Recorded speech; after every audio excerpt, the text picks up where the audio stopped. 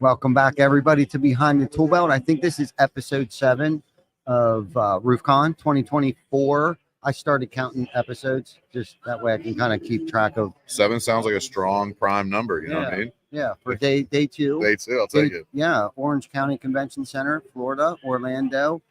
We have another special guest, Mike Claudio, who's, we've kind of gotten a little closer here over I'd say the past few months here. We got to experience Grand Cayman together. We did. Bonded there, talked a little bit. You were going through a journey there, like a fasting type of thing, which was freaking amazing because all of the amazing food that was. I picked a very interesting time to attack a 7-day water fast. Yes. Yeah. So we kind of went through that together. Well, you did. I was doing the Fearless 44. We suffered together. Yeah. Right. You went scuba diving. Yes. I went. You were scared. I was terrified. But I had a good diving partner, Tim Brown, who hasn't dove before either, and so we kind of leaned on each other to muscle through that, and that was a great experience. But I think that small intimate group of men that were there, all of us, like I'm still in touch with Joe Huffman, obviously Eric, Tim Brown, and I have really gotten close since then. So it was good for me to step outside my comfort zone once again. And we were talking earlier about, like, I'm starting to get comfortable now actually doing podcasts. So it's kind of like I was telling Vic, like, I'm not nervous anymore. I knew we were going to get everything set up. We actually set this thing up in 4.5 hours, 90% of it, which that might sound crazy to some, but that's a huge accomplishment. Yeah. For like what goes into setting this thing right up. So now it's like, okay, now we've reached our comfort level here. So now what? Like, are we going to get a scissor lift in here next year and raise this thing up with a big ass 20 by 20? Knowing you'll have like half the showroom over here just covered with right so stuff. Unfortunately, we're starting to get super comfortable with this, so or fortunately finally I'm comfortable. At that moment I start to feel comfortable, I have to keep pushing. So but cool. So what have you been up to? I know you got a lot of things going on. You got some coaches now doing coaching. What's that like when you go from coach, now you're hiring coaches? Like, tell us a little bit about that. The journey was more on the client side than it was on the coaching side, because the way that I brought coaches in, I promoted client to coach. So I coached you for 2 years. I knew you knew me, I knew you understood the standards, I knew you did things the way that I like coach things to be done.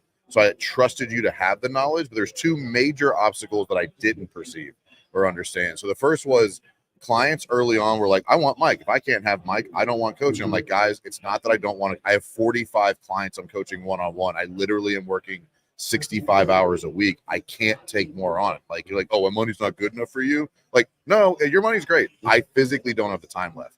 So that was the first hurdle, was like getting people calling in or doing leads. And that was probably 2 years ago when we first started the progression. And then the second hurdle that I wildly underestimated is a lot of people are very good at giving advice until they're being paid for that advice. And then the expectations on themselves change. And then this huge imposter syndrome kicks in. And like helping coaches, because coaches weren't coaches. I didn't hire coaches. I hired business owners who were really good at business. So they didn't have a coaching background, if that makes sense. So helping them overcome the imposter syndrome that you can actually help people. Because when you go from like, I'll give someone advice, but if it's not good enough, it's fine, to someone's paying for this advice, that wildly changed. It was a major hurdle to overcome. So it was actually harder to get coaches overcoming the imposter syndrome than it was to get clients working with coaches, because the client needed help. Yes. Again, I didn't hire business coaches. I hired businessmen who were very knowledgeable, who have never coached or public spoke or anything. Did you find yourself coaching them, your coaches? Yes. So we have a very strong internal, we call it our collaborative approach. So we do like coaches roundtables on a regular basis, because what I've always wanted for the client base and the coaching staff is that everybody's getting the best advice possible. And like when you deal with companies of all different, like I've coached people at $500,000, I've coached people at 85 million. And I've coached everybody in the middle, right? And different problems in different sectors and different markets and different verticals. And I never wanted anybody to get subpar advice. We've really pushed this. Let's get together as a coaching staff and collaborate on the biggest, most complex, outlier type problems. So we can give the best advice. What that did was it gave the clients the best advice possible, but then it also gave the coaches a feeling like, I'm not doing this alone. I have a group of people I can go to. Like Dave Owens is one of our coaches. He owns a $30 million roofing company. He's been in business for 25 years. Wow. That dude's got some advice. You know what I mean? And so we can lean on each other. And that took a lot of the pressure off. But on a regular basis, I'm coaching coaches. Okay. But we did make a decision. I consider Win Rate Consulting the major leagues of coaching. And so we had to decide 2 years ago, are we a coaching developmental company or are we a coaching company? Mm-hmm. And we made the decision to be a coaching company. And like when you come into Win Rate, you're either able to perform or you're not ready. We're not here to get you ready.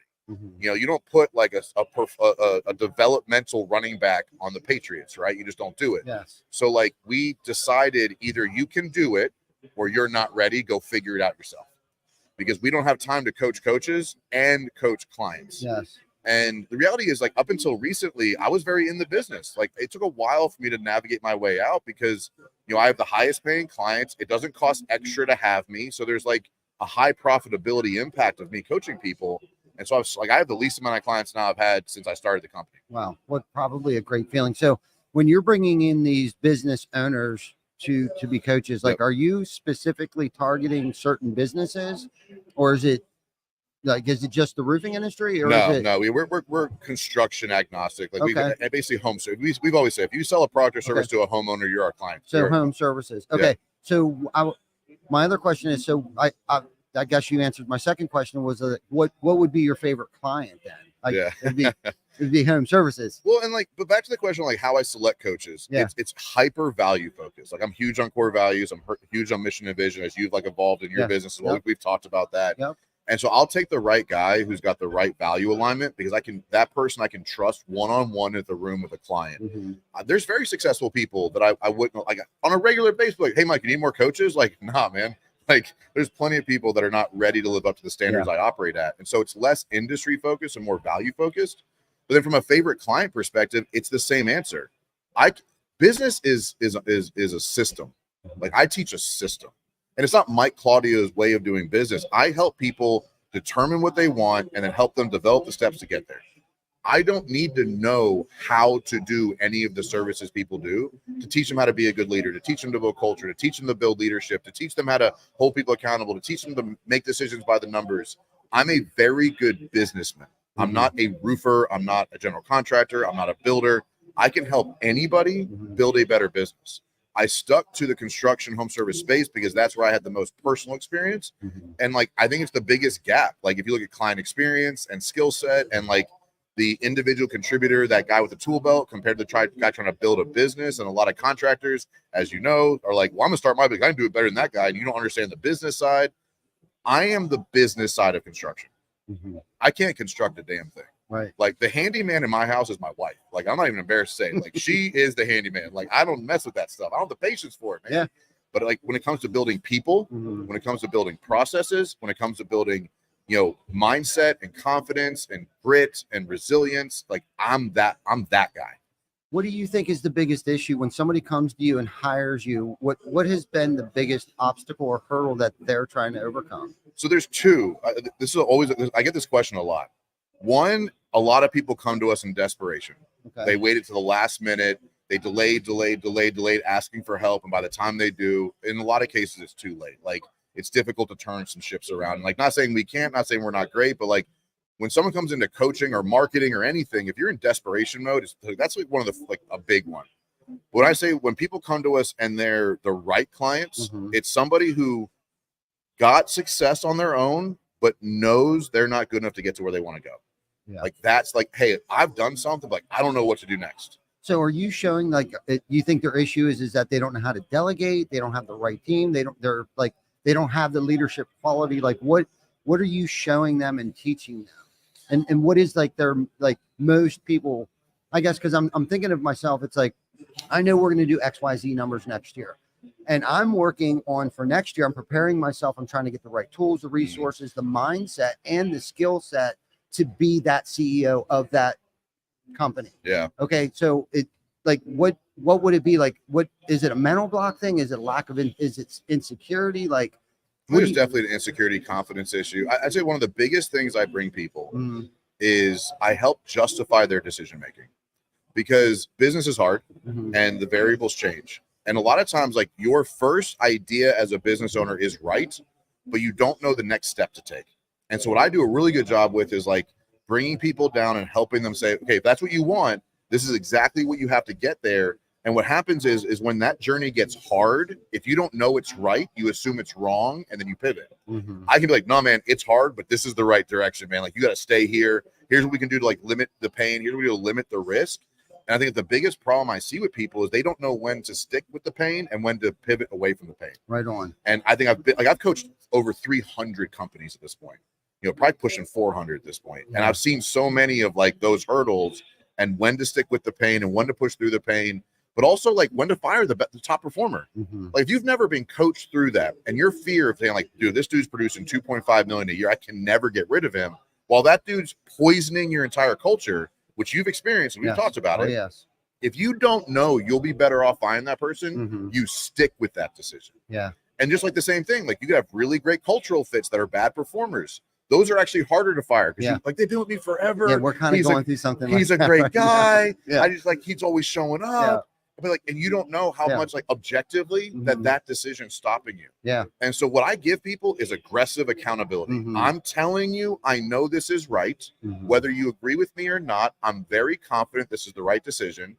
How can I then help you? Because like I have to inspire, motivate, sometimes manipulate the conversation and the data to help you get over your fears. Yeah. Get over the hesitation, get over like, and firing the top performance bad cultural fit and firing the culture that's bad performer equally are as bad for your success as a company, but they're very difficult. Yeah, no, and I agree too. Every time we've ever had to make that hard decision and have that hard conversation, because it is hard for us, 100%. Managers, owners, it's hard to do. We've propelled immensely when that person is left, whether they just left on their own. But what I think we have found is setting up KPIs. And then doing a 30-day performance review with somebody. And typically, if you're pushing them to perform, the writing is on the wall, and that decision becomes a lot easier for them to just leave. Like, I can't do this anymore. And I think that's been kind of our way to avoid that conflict is like, look, besides showing them their next 30 days, like, look, you got to complete all these things. Within 2 weeks, they're already like looking for a job. So do you do that? Do you help them do that? Or do you just simply give them the courage? You'd give me the courage to be like, look, you just got to cut them loose. No, I'll walk you through exactly what you do to have the conversation, because I'm great with words. Like, if there's anything I'm good at, so I'm good with words. And so I give people the format. But what I truly bring people is, if you hired that person wrong, onboarded them wrong, trained them wrong, and they got success, now they're a bad cultural fit, the mistake wasn't in not firing them. The mistake is how you I'm really good at seeing upstream problems to say, hey, if we don't want this to happen, you need this in your interview process. You need these core values. You need this onboarding program. You need this training document. So I can help them see, okay, this is the problem you're dealing with. You can't solve this problem at this point in the journey. We have to go fix it upstream so you never have to deal with it again. That's a really big thing I bring people. It's like, hey, I'm going to help you talk through this one, and I'll help you build the 6 things you need to make sure this never happens again. Yes. And so like that's something that you can't see when you're in it. No. And being the outside objective perspective with like the amount of context I've developed over the years, I say, this is what's happening. And here's the 7 things you've done wrong to get us here. There's nothing you can do to make this easier. Just go suck it up and make the decision, have the conversation. And then let's implement these other 7 things that I've been telling you need to do that you've been delaying on. And this is why. Because sometimes until you experience that pain, you don't know why I was right 6 weeks ago. You don't know, because I got clients right now, I've been coaching for 4 years. They don't question me anymore. They're like, Mike, I don't know why that makes sense, but if you're saying to do it, you've been right every time. I'm doing it. And I take companies from $1 million to $2 million to 20 million in 2-3 years, successfully, profitably, with enjoying still being a good husband, still being a good father, still being in fitness. Like I build championship lives. And that's not just business, not just revenue, but like I teach people how to like make decisions and build processes that develop consistent outputs and consistent outputs that you want. There's a lot of people in this building right now. I want to be 100 millionaire. What do you want? 100 million. Why? Why the fuck would you want that? Right. You have no, like, you're like, dude, what are you doing right now? Like 2.5 million. I want to do 100 million, Kimba. No, like you don't even like, you're like, because they picture 100 million revenue with $2.5 million in expenses. That's not how it works. No. They're like, well, they got to figure it out. No, they don't. No, they don't. And I think that's like helping people realize what they want, how to get there is like the biggest thing I bring people. I think the hardest thing for us was identifying that issue while it was a small issue. I heard what you were saying. If you could find, those, because all small issues eventually become a big issue. Yeah, red flags. Yeah, and identifying that early enough in our journey, before it becomes, and I've kind of gotten myself in a position now where it's kind of like, okay, that's an issue, and it's going to become even. And you see it differently now because of the habit. Yeah, and only through the experience of feeling all of that pain, right? And unfortunately, I was one of those guys too that asked for help a little too late, probably, right? And not too late. You figured some shit out. Yeah, well, because unfortunately, and you were talking, it's like, but it's never a good idea until we think it's a good idea, and then trying to convince your team that's a good idea. That's a whole other set of issues within itself, and trying to get everybody rowing in the same direction. But like, when the pain's great enough, I think anybody will get off their dead ass and do something about it. But that's, without that pain, how can you create SOPs or KPIs? And that's the thing. It's like, okay, when the pain starts to become, it's either a person issue or it's a process issue. Okay. And if you have a decent process, it's typically a personnel issue, but you may have also identified a glitch in the process as well. And that's, that's the thing. It's like, what worked 6 months ago is not going to work 6 years ago. And it sounds to me like that's what you're helping us entrepreneurs and managers navigate that process. So what drove you to want to do this? Because I know you were in sales. Yeah. Okay. Was it because you found a gap in our industry, or like, how did this find you? I'm assuming this kind of found you. It did. It absolutely did. So my original why, I've actually never told this story, I think, publicly, Ty. This is a good question. So I've told the story about how I built construction companies as a, we'll say, key employee, found success. People found me, asked me questions. I started coaching before new coaching was a thing, and then I monetized it because I was spending so much time doing it. That's how coaching started. But where my passion for this industry came from, when I was in corporate America, I worked for Verizon Wireless, and I was in B2B sales. And I was in Charlotte, North Carolina, and my vertical was construction and manufacturing.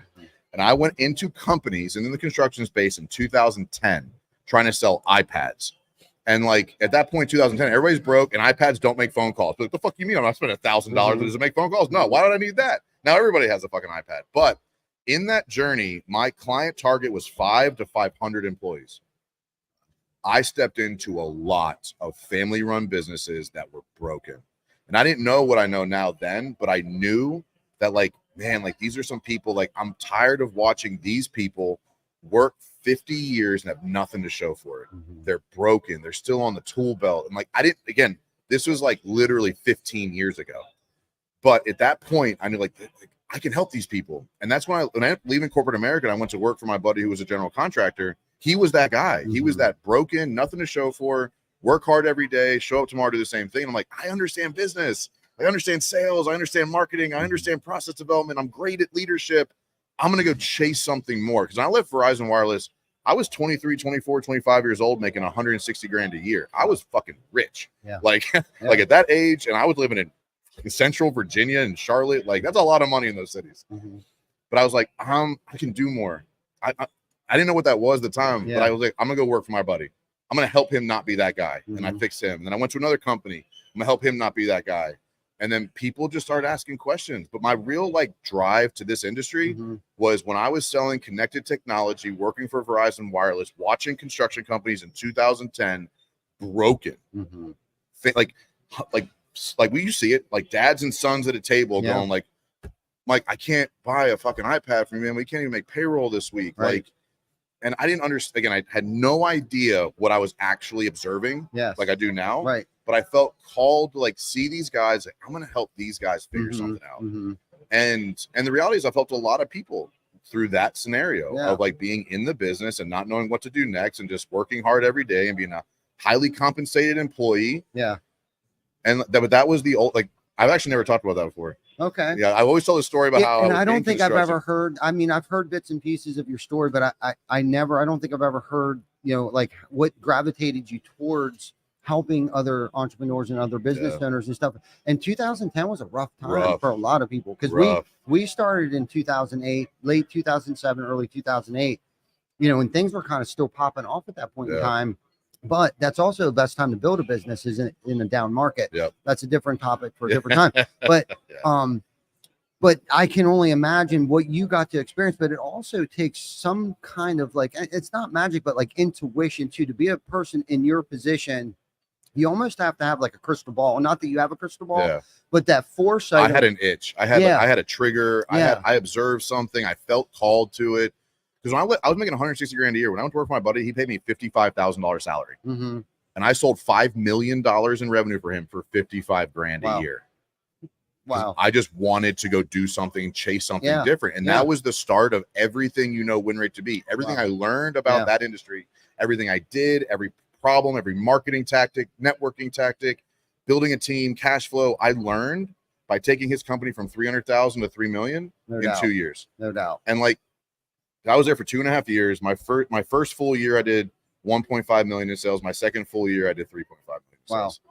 And I didn't know a fucking thing. And what were you selling? Roofs? No, it was remodeling. I was doing kitchen and bathrooms. Okay. I took over sales, marketing, and estimating for a residential remodeling company with zero experience. Wow. And nailed it. No doubt. And every process that I've taught people, I did to build success for myself. Mm-hmm. And if you looking back, like if I knew what I knew now, would I never went and work for him? Yeah. Not in a million years. Right. Not in a million years would I go work for that dude, knowing what I know now. Mm-hmm. But it taught me everything because I had to learn it. There was no marketing budget. Right. There was no process to follow. There was no documents. There was no price list. There was no sub base.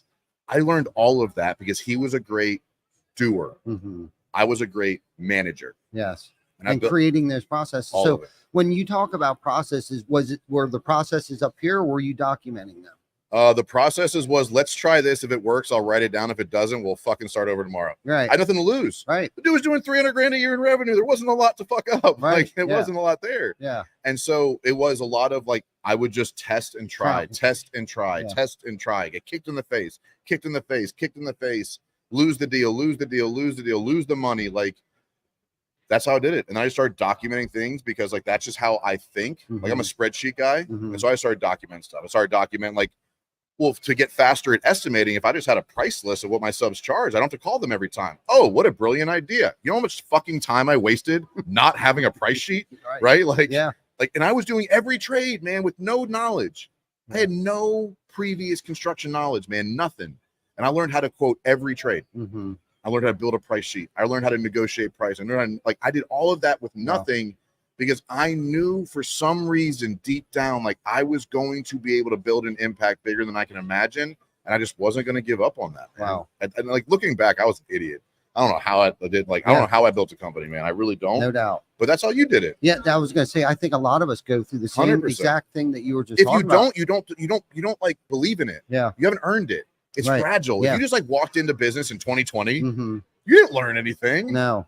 You did, and you're like, oh man, business is hard. No, man, business was really easy. Yeah. People struggling to get leads in 2021. I said, like they would call and I'd be like, dude, go get a job. Like, I mean this respectfully, but if you're struggling building a business in 2021, please go get a job. Right. Like you are not built for it, man. Yeah. And that particular year was a huge, I think, mirage. 100%. You know, and that's 100%. What I was calling it. Like we were calling like there's a recession coming. This can't sustain itself. And no, but again, having that intuition, you know, and that foresight of like, and the experience, I think, you know, going through what you went through and everything that I've gone through over the years, and your path was a little bit different. You're on the coaching aspect of things, and I'm kind of on the entrepreneurial, you know, construction owner. But it sounds like a lot of our experiences were the same because a lot of it was just through trial and error, not really necessarily being afraid to do it and step outside of our comfort zone and like build things. Like you sound like you're a builder. I consider myself a builder. I build companies, I build teams, I build people up. And I think there needs to be a more, and this is what's cool about you, Mike, is, and I talk about this quite often. It's like, we need people like you in our industry to make it a better place than it was when I found it. Yeah. Right. Without you and the Tim Browns and the Ericos and all this new software and technology that's coming into our space right now, you know, things are evolving rapidly, right? And someone that's my age to try to keep up with the times and stuff like that. Just look at this event. There's 200 technology companies here. Right. Yeah. Right. Like it's crazy how, and like they're all right and they're all wrong. Right. In some way, shape, or form. Right. Exactly. And they're not always a good fit too. And I think a lot of times us business owners get distracted on those shiny objects and stuff. So how do you sift through the shit when someone hires you?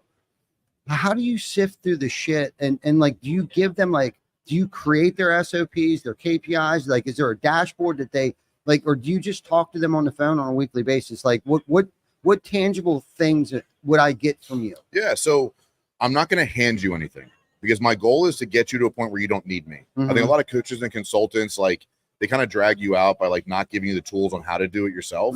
So like, I'm going to help you figure out the problem, and then we're going to figure out a solution together, and we're going to collaborate on the solution. So if you get stuck, I'm going to give you some answers. Am I going to build it for you? Absolutely not, because then you're dependent on me, and like, you don't actually learn how to do anything on yourself. And I'm not next to you every day, right? I'm not in your meetings on Tuesdays. Right. So you have to like learn, like how we learned by failing. Sometimes I let my clients fail, like with a safety net, to be like, hey man, if you think that's best, go ahead and try it. Let's see what happens. Right. You're like, that didn't work. I know, but you need, like I said, until you come to the conclusion yourself. Yes. I have to let you get there. Yes. Exactly. So coaching has been more, I'm going to tell you what to go do. Recently, we've started doing some consulting, which is like done for you leadership, where I'm going to come in, I'm going to run your sales meeting. I'm going to run your initiative. I'm going to run your quarterly offsite. And that's been really powerful, because when I coach you, you then have to go coach your team, and you're not me. If I just come in and coach your leadership team, the speed of evolution of that company is immeasurable. And so like, it's a higher price point. It's more touches, right? But the ROI is different, because you don't have to trust that you're going to do what I told you to do after I'm gone. And because I'm not in your meetings on Tuesdays, but now I can be, for the right price. And like, I'm enjoying that more. Do you think you're going more towards that? Mike Claudio is. Yeah. Win rate staying in coaching. Okay. So Mike Claudio is kind of done saying the same shit over and over again. Like taking that new client from baseline up. I'm pretty over it, to be honest with you. Yeah. But like stepping in and helping somebody lead a leadership team and watch like changing employees' lives. You know, I have two companies right now. I'm stepped in as like in a fractional leadership role. Both are in the 8 figures, multiple 8 figures. Both have 40 plus employees. Both have a full leadership team. And I'm stepping in as like, think fractional integrator. And I'm leading the leaders in each department. And the speed and the results of that is a lot more fun. Yeah, I bet it is. Like, what's your end goal here? So recently, win rate's still a thing, and win rate will always be a thing. I started zeroed out management and zeroed out marketing. And so this tripod of companies is going to be a business building platform. I can market for you. I can lead your team if you need me to, and I can coach you if that's what you need right now. So like taking a business saying, what do you actually need right now to grow? Is it advice? Is it done for you? Is it marketing? And I'm building this tripod, and the goal will be to turn it into a private equity company at some point and be this overarching, we can take you from zero to exit. Wow. And we're doing it. We have 2 companies right now with LOIs out, and like, we're doing it. Okay. And I don't talk about it a lot, because like, I'm not like do the work and then talk about it, not talk about what I'm about to do. Right.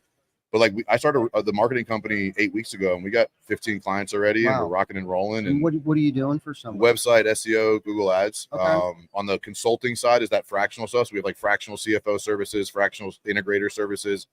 Fractional CEO is tough, but like, I can help be your visionary. If you're an integrator, I can help create the vision for you, and then like guide you through it. Okay. And so it's not just me. Like, I have a team in each of these companies now that we're able to like come in and do it for you, coach you how to do it, and market to help you build the revenue necessary to exit. Yeah. And so I'm building a tripod of companies right now that it's going to work together to like, I'm calling it a business building platform. And the goal would be to be like, do you need coaching? Do you need consulting or marketing, or a blend of all of it? And let's help you elevate and exit, and then ideally like get a piece of that as it happens. What's the vision beyond this? Man, I'm too young to like, this is fun for me. Okay. Like, business is my hobby, man. Like, I don't get burnt out on business. Yeah. And so I need something just like you, man. I'm bored out of my mind. Yeah. So what's on the other side of this will be able to do this at scale, because there's so many business owners that deserve that exit. They deserve that money. They deserve the accolades. They deserve to help their team. Like, what I think a lot of young business owners miss is exits as impactful and powerful for your team as it is for you. And when you realize that, and you're like, my goal is to exit to make millionaires on my team, everything changes. Yeah. And like, that's the impact I want to make is like, not just helping you do this thing for a short period of time, is like, I want to come in for 3 to 5 years, help you like CMO, CFO, COO, help you get your business where you want it to a certain, like, whatever that number is for you. And more often than not, people are like, this is actually, I'm enjoying my business again. Yeah. Like, when you actually get some people that know what they're doing, people are starting to enjoy their business again. Yes. And they're showing up smiling and ready to be there and excited about it. And like, you cannot even come close to understand like the impact of excited to be at your company again. Yeah. And those people that delay decisions and don't fire the people and don't make the investments, don't stretch themselves, end up hating the thing they built.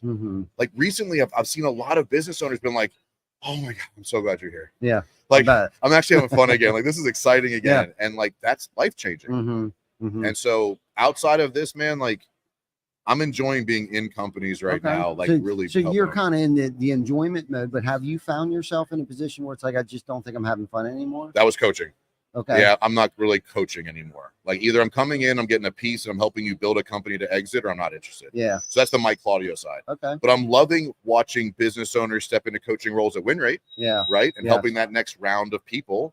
I'm loving watching our marketing company. Like we got 10 employees and they're excited and things are fun. And we're building processes and like getting results and like doing it right. And and like there's like marketing is one of those gray worlds, like coaching. Like I basically picked like the worst industries that like everybody hates, but I'm gonna do it differently because Mike Claudio does shit differently. Right on. So I'm burnt out on coaching. I don't want to take that $1.5 million guy anymore. Like I just can't tell you why you need a CRM. Like I cannot have that conversation again, Ty. Yeah. I just can't do it. I bet. But like this, like coaching leaders on teams has been very, very personally rewarding. No doubt. Like starting the marketing company and seeing that successful has been super rewarding. And like clients getting real results and getting communicated to proactively and transparently. And like our tagline is driven by accountability. And like, I'm going to hold you accountable so that you can hold me accountable. That's what I do. That's what I built my whole brand around. And so I'm putting that into marketing. I'm putting into fractional CFO services. You know, I'm really finding a way to build this thing that if you want to grow and you're ready to suffer through that, I'm ready to lock arms with you and get you there. Nice. But you better be fucking ready because I'm gonna work your ass into the ground and we're going to get there and we're going to make it happen and your team's going to be better and your life's going to be better and your marriage is going to be better and you're going to be healthier. Like one of the companies I joined at the beginning of September, they have 5 leaders. All 5 of them chose to do 75 hard with me. 3 of them have lost over 30 pounds in 60 days. Wow. You better be ready to do the fucking work. No doubt. And I'm going to change your life. Let's talk about how important it is to take care of your physical health. I mean, like, how do you measure that? Like, I mean, I don't have a 6-pack, but I look good. I got a good dad bod going on. But like, you know, it's more about like physical fitness is a representation of your mental fitness. And mental fitness is immeasurable.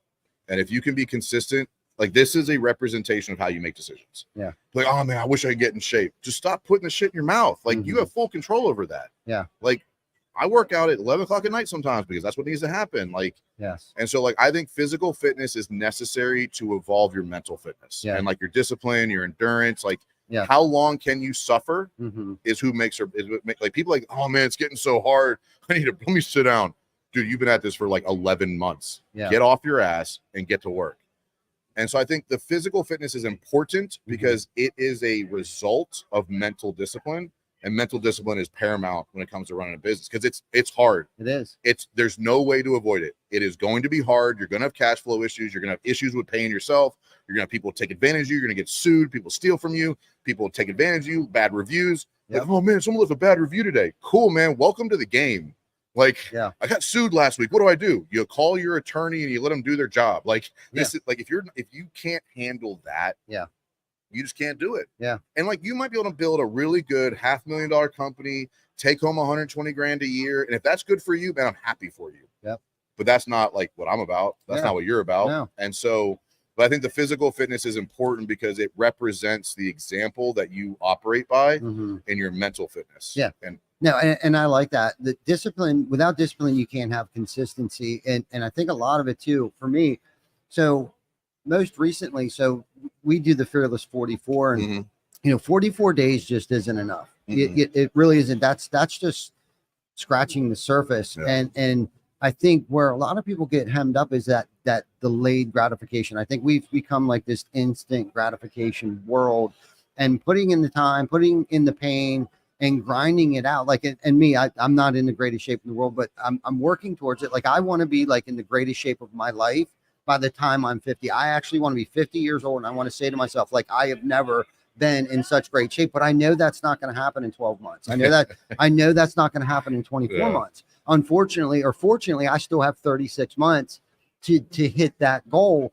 But that, I think I learned it because I've done about, I don't even know, 6 Fearless 44s. And it's like, dude, what the fuck? I worked out every single day for 44 days. And it was kind of like, lifestyle. Yeah, it totally is. So that delayed gratification and putting in the work. And I like how you mentioned earlier, identifying which pains to continue to push through. Because I think for a lot of us entrepreneurs, like we don't like, okay, this hurts. Like, do I continue to keep doing this or do I pivot because this seems like the easier, softer way? And to have somebody like you in our lives, like, no, you need to keep pushing through this because I've seen hundreds of other entrepreneurs go through this. It's painful, but if you can make it at this, you're going to be at this totally different level of entrepreneurship and leadership. And that's the thing where it's like, 10 years ago, we didn't have social media, YouTube, like all the free YouTube content and the information that's on the internet right now. There is so much out there, but nobody wants to take advantage of the free stuff, let alone pay for somebody to come in and like reboot their company, reboot their leadership team, where it's like so hard. It's so hard. But like to that point of the social, here's what the problem with entrepreneurs today, in my opinion. So like we talked about the biggest problems they deal with. I think one of the biggest issues they have to handle in business is that they think entrepreneurship is supposed to be exciting and fun.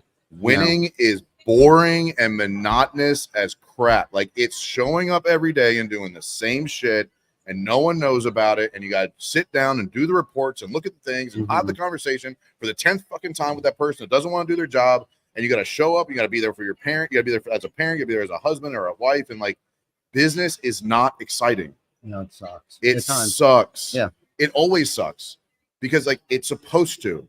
That's why 99% of people can't do this. That's why millionaires are in the 1%. Like I want to make 100 million, but like I want to work like I no, like it is so incredibly monotonous.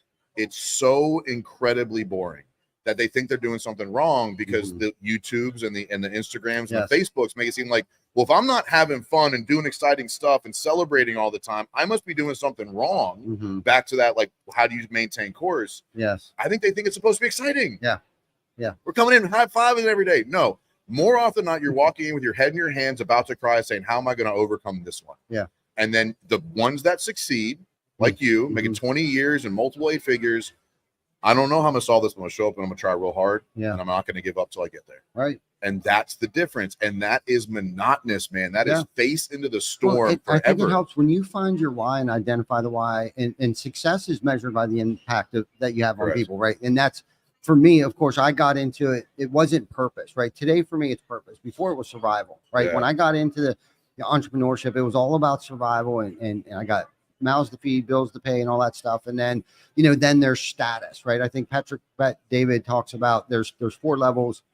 I think it's survival, then it's status, show your haters wrong. And then there's another level in between, purpose. But if you can get to that purpose, that does make it a little easier. Like you still have to have that why. Of course, our family is our why, but when you start carrying that weight of the world on your shoulder, and that's why it becomes shitty. It sucks because, I'm looking out here and I see our team. It's like, I know he's relying on me. I know she's relying on me. I know all of these people are relying on me, but that's my purpose today, is like to provide those opportunities for those people to buy homes, to have 2 cars, to make babies, to have a family. Like there's different levels of this thing where it's like, I need to find like what makes me happy, what makes me feel fulfilled, or else why am I even doing this? Because it does kind of suck. And there is only 1% of us that will actually go through this pain. But without us, we wouldn't have bridges built. We wouldn't have, highways and, the Empire State Building wouldn't have been built if we wouldn't have Amazon.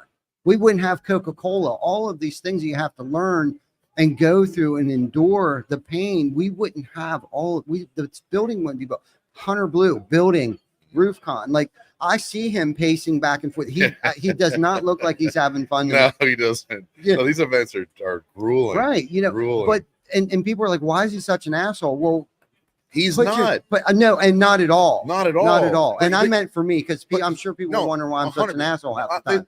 We all are. Do you know why? Because we respect ourselves. Right. And we respect our time. And we respect our effort. Hunter's like, man, Hunter must be killing it. Hunter has lost millions of dollars on these events. Oh, yeah. And people are like, oh, dude, like he should do better. Fuck you, asshole. Like you ever throw an event for 10 people, 20 people, 5,000 people? And they like have an opinion. I wish like he totally should have laid this room out differently. I would have totally done this different. Cool, man.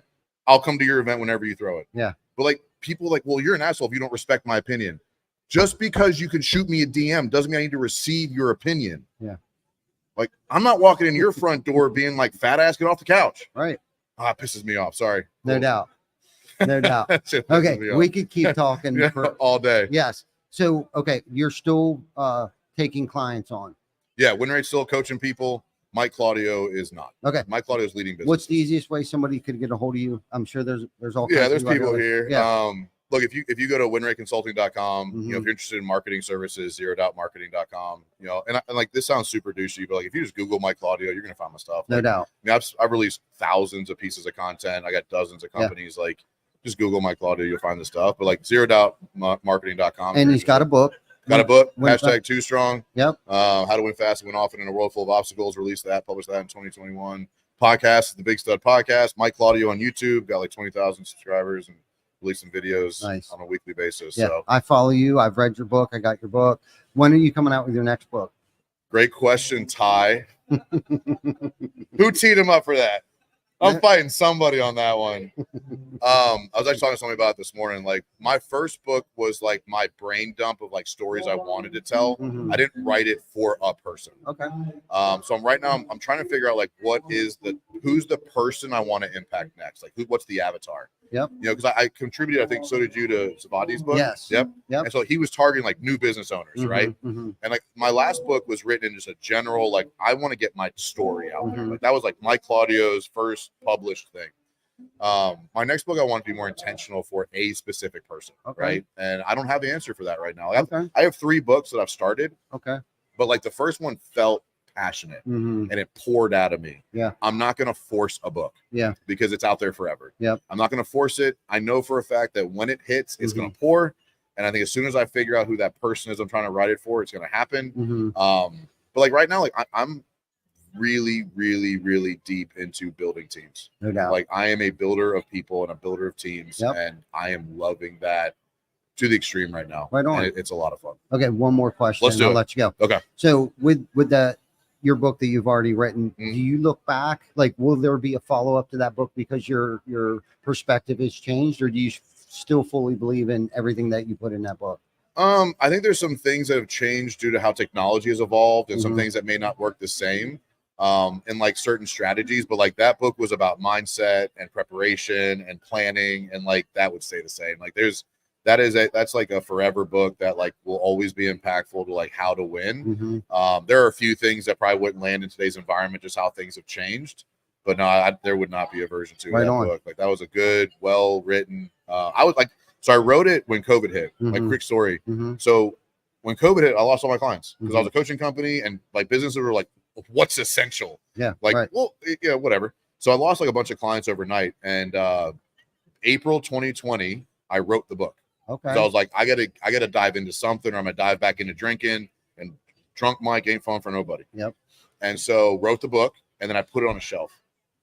And it wasn't until March 2021 that I read it. And I read it, and I'm like, this is a good book. It just gave me goosebumps. This is a good book. Yeah. And like, you've read it. So like, the first story about my attempted suicide in 2019 wasn't in the original book.